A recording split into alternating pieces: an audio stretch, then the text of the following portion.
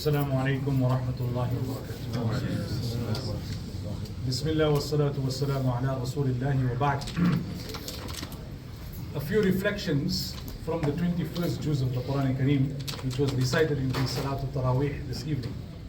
In the very first ayah, Allah Tabaraka wa Ta'ala says, قُتْلُ مَا أُوحِيَ إِلَيْكَ مِنَ الْكِتَابِ وَأَقِمِ الصَّلَاةِ. Allah issues an instruction that establish salah. And this instruction is not a once-off instruction in the Quran. It's repeated at various places. وَأَقِيمُ الصَّلَاةِ أَقِمِ الصَّلَاةِ وَأَقِمِ الصَّلَاةِ.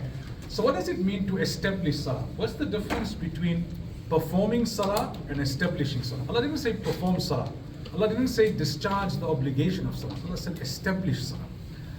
Performing salah is when you go through the rituals, you go through the motions, you do what needs to be done and you discharge an obligation. It was farad upon you to read Isha, you read Isha. It was compulsory upon you to read Fajr, you read Fajr. Establishing salah means you read salah as Allah wants you to read salah, as shown to us by Nabi Sallallahu Alaihi Wasallam. Mean you perform your salah as it ought to be performed.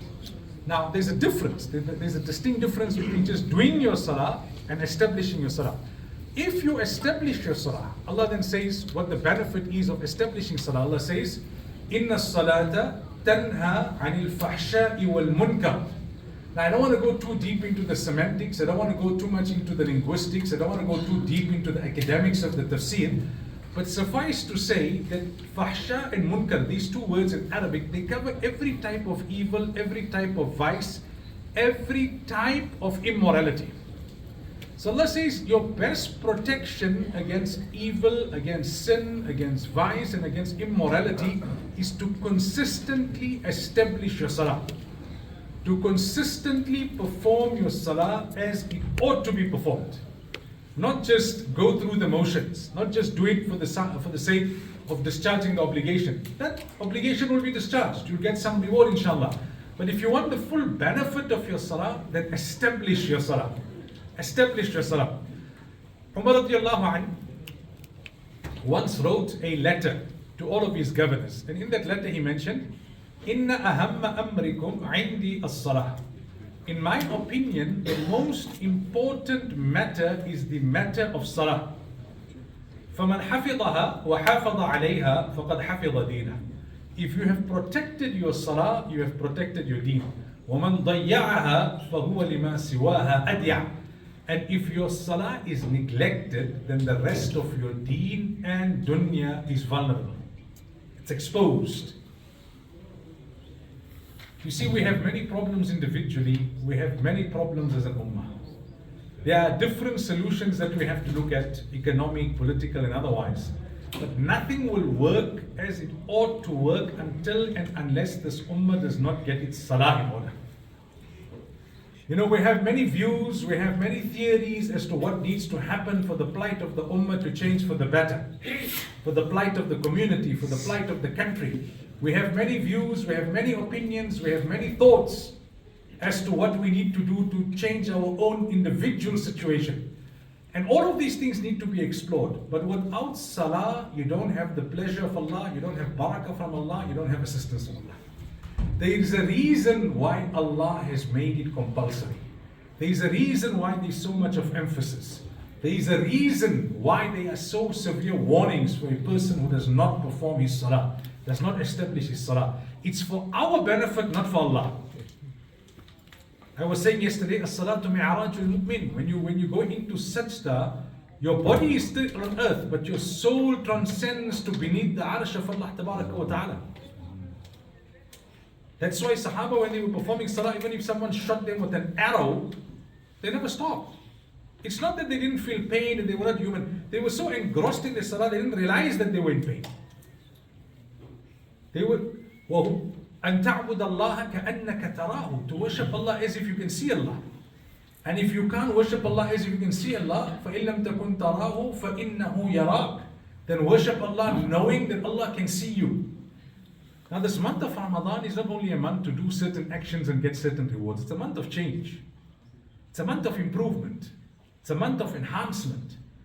The best thing we can take out of this month of Ramadan is a better quality salah. Not only in Ramadan that we have more khushu, more khudu, more focus, more concentration. We come early to the masjid, we read our sunnats with ease. You see, the problem with us is we already have a schedule and we try and squeeze salah in. Your entire schedule should be hinged around the salah times. That at this time it's cut off. Whatever has to happen, I'm going to the masjid. I'm going to the masjid. And I'm going to read my sunnats properly, I'm going to read my farad properly, I'm going to make my dua properly, I'm going to read my Quran properly. Then I come back, then whatever needs to happen happens. If you block out, they say you must block out on your schedule. Me time. So I say block out on your schedule Allah time. But this part of my schedule is blocked out. This is for ibadah. This is for Allah Tabaraka wa Ta'ala. Then you'll see barakah in the rest of your day. Then you'll see barakah in the rest of your activities. Aisha radiallahu anha says when Nabi sallallahu alayhi wa sallam used to be at home, he was light-hearted, he was jovial, he was banter, he was easygoing. But as soon as the adhan went, you could see the seriousness on the face of Rasulullah sallallahu alayhi wa sallam. You could see the seriousness on the face of Rasulullah sallallahu alayhi wa sallam. It was now time to communicate with Allah. It was now time to talk to Allah. They say a human needs stabilizing factors. Today, the life coaches, they say humans need stabilizing factors in your life. Things that give you stability. There's nothing better than salah that gives you stability. Because then you have a routine charted out for you even before the day began. I got to wake up at this time because of Fajr. I got to be done at this time because of Dhuhr. They say, Nabi Sallallahu Alaihi Wasallam mentioned the greatest barakah for the ummah is in the early part of the morning. Research has shown that successful people are awake by 5 o'clock. That's why Robin Sharma wrote the book, The 5 a.m. Club. Business people, politicians, sports people, everyone. They are successful, they get up early. You say, if you respond to the muazzin when he says, As-salatu khayrun min an-nawm, you're part of the 5 a.m. club. Then there's barakah in the early part of the morning. As you're starting to tire, Zohar Salah pulls you in, revitalizes you, pushes you out again. As the day is winding down, Asr Salah for that last burst of energy. To close off your day, Maghrib Salah. To bid farewell to the day, Isha Salah. That's how Allah has structured it. Allah has structured it. Salah has spiritual benefits, has physical benefits, has physiological benefits. You can read all what the experts have written when you're in sajda, how your body is in equilibrium, how the energy regulates, how everything comes back to its original form, original sense, how we come from soil, minha khalaqnakum. So when you're in sajda, you're closest to soil, you reconnect with your origin. All these things have been written. All these virtues are known. That you're performing salah, it's like taking a bath in a river 5 times a day. All the sins are being wiped off from your body. From the time you're making wudu, already the sins are dropping off. By the time you're coming to salah, further sins are dropping off. وَأَقِمِ الصَّلَاةَ طَرَفَيِ النَّهَارِ وَزُلَفًا مِنَ اللَّيْلِ. Allah says, perform your salah. When the sahabi came to Rasulullah sallallahu alaihi wasallam and he said, I committed a sin. Nabi sallallahu alaihi wasallam got the revelation. Perform salah. إِنَّ الْحَسَنَاتِ يُذْهِبْنَ السَّيِّئَاتِ. Good deeds wipe off evil deeds. In the end of the 16th juz, Allah Tabaraka wa Ta'ala gives us the prescription. فَاصْبِرْ عَلَى مَا يَقُولُونَ. If you have individual difficulties or you have collective difficulties, then be patient over what they say. The mushrikeen were always taunting Nabi Sallallahu Alaihi Wasallam. So Allah said, فَاصْبِرْ عَلَى مَا يَقُولُونَ وَسَبِّحْ بِحَمْدِ رَبِّكَ. And proclaim the praises of Allah. Salah is proclaiming the praises of Allah. قَبْلَ طُلُوعِ الشَّمْسِ. Before the sun rises. Fajr. وَبَعْدَ غُرُوبِهَا. And after it sets. وَقَبْلَ غُرُوبِهَا. Before it sets. Asr. وَمِنْ آنَاءِ اللَّيْلِ. And in the night. Maghrib and Isha. فَسَبِّحْ. Glorify Allah. وَأَطْرَافَ النَّهَارِ. أَطْرَافَ النَّهَارِ ظَهَرْ. لَعَلَّكَ تَرْضَى. So you can become happy. You see, if you don't perform salah, you're not obedient to Allah. If you're not obedient to Allah, you'll never be happy. That's what Allah says in the Quran. وَمَنْ أَعْرَضَ عَنْ ذِكْرِي فَإِنَّ لَهُ مَعِيشَةً ضَنْكًا. If you're not obedient to Allah, you'll never be happy. You'll have everything of this dunya, but you'll never be happy. Today when the ulama speak, we only want to hear something new, something novel, something exotic, something exciting. Someone speaks about salah, speaks about Quran, speaks about dhikr, say these old things. But how many of these old things are regularly, steadfast, perpetual in our daily routine? By when the ummah comes on salah, then we'll see a difference. We cry tears over the oppression that's happening in various parts of the world, and so we should. But if you're serious about change, Allah says, إِنَّ اللَّهَ لَا يُغَيِّرُ مَا بِقَوْمٍ حَتَّى يُغَيِّرُ مَا بِأَنفُسِهِمْ. If my brothers are oppressed, have I at least fixed my salah? If my business is not doing well, have I fixed my salah? If my marriage is on the rocks, have I fixed my salah? Umar said, Inna ahamma amrikum indi as-salah, official state letter to all the governors.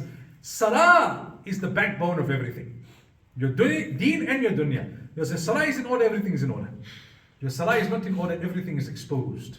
Everything is vulnerable.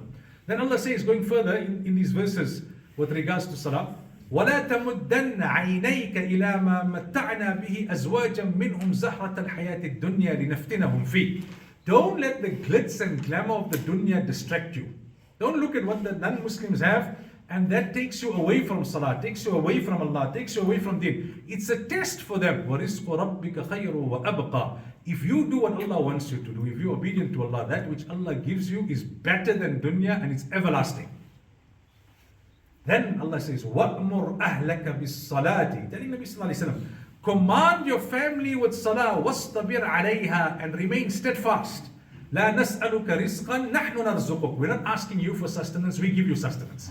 So your pursuit of sustenance should not come at the expense of the performance of your salah or the quality of your salah. You pursue your sustenance, but in moderation. Perform your salah, then Allah will put barakah. Allah says, I'm not asking you to sustain me, or I'm not asking you to sustain yourself. نَحْنُ نَرْزُقُكَ وَالْعَاقِبَةُ لِلتَّقْوَى.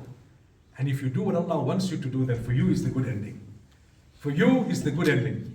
So that's just one verse that was recited in tonight's Taraweeh Salah. I'll couple it with one other verse quickly and conclude. Towards the end of this Surah Ankabut, Allah says, وَالَّذِينَ جَاهَدُوا فِينَا لَنَهْدِيَنَّهُمْ سُبُلَنَا وَإِنَّ اللَّهَ لَمَعَ الْمُحْسِنِينَ. See, life is about struggle. It's about effort.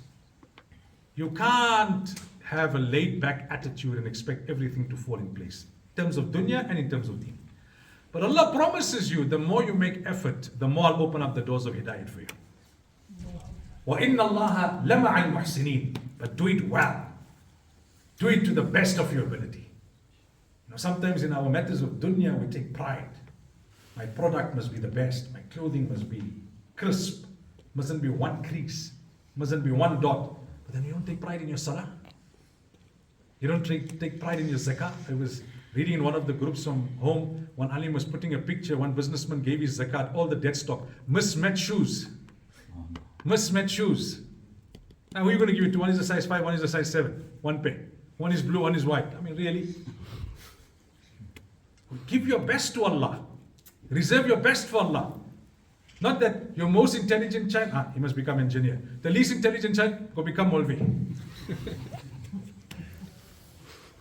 University is not for him. He's class. No! My best child, that's the one I give to Allah. My most intelligent child, that's the one I give for deen. Allah says, وَإِنَّ اللَّهَ لَمَعَ الْمُحْسِنِينَ. I've been saying this repeatedly in the last couple of days. Allah doesn't want quantity from you, Allah wants quality from you. Dunya wants quantity. Why? You got to work 8 hours a day, 45 hours a week, so many times a year, then you only get 3 weeks leave to get your paycheck. Allah says, read 5 namazes properly in the day, it won't take you 1 hour collectively, it's enough for the whole day. Keep 30 rozas, ayyam ma'durat, it's enough for the whole year. Make 1 proper hajj, it's enough for your whole life. 1 good deed with quality can be your ticket to Jannah. May Allah grant us the